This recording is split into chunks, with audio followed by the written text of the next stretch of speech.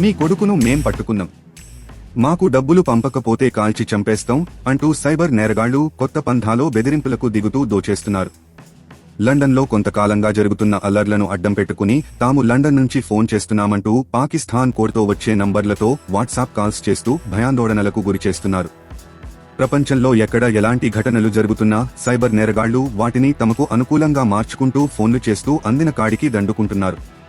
తమ పిల్లలు చదువు, ఉద్యోగాల కోసం యూకేకు వెళ్లడంతో నిజంగానే వారు ఆపదలో చిక్కుకున్నారేమోనని తల్లిదండ్రులు భయపడుతూ నేరగాళ్లకు డబ్బు కూడా పంపి మోసపోతున్నారు.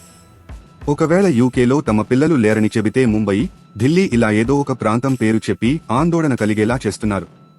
నేరుగా ఫోన్ చేసి బెదిరించే ముఠాలు కొన్నైతే మరికొన్ని ముఠాలు పోలీస్ దుస్తులు వేసుకుని మేం పోలీసులం మీ పిల్లలను పట్టుకున్నాం అంటూ వివిధ కేసుల వివరాలు చెబుతూ నమ్మించే ప్రయత్నాలు చేస్తున్నాయి.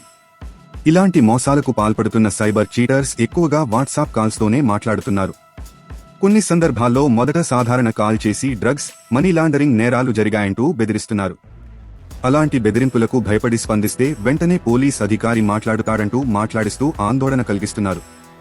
మీవాడు కేసుల్లో ఇరుక్కున్నాడు, మా అదుపులో ఉన్నాడు, డబ్బులివ్వకపోతే కాల్చేస్తాం, మీ పేరుతో పార్సిల్ ఒకటి వెళ్తుంది, అందులో మీ ఫోన్ నంబర్ ఉంటుంది, దావూద్ ఇబ్రహీం గ్యాంగ్లతో మీకు సంబంధాలు అంటగడుతాం అంటూ బెదిరించి డబ్బు వసూలు చేస్తున్నారు.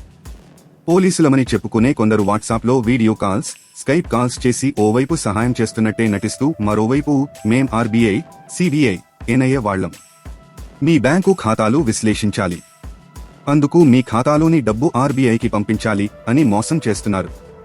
అనుమానాస్పద నంబర్లు, ఇతర దేశాల కోడ్లతో వచ్చే కాల్స్కు ఎవరూ బెదిరిపోవద్దని సైబర్ క్రైమ్ పోలీసులు సూచిస్తున్నారు.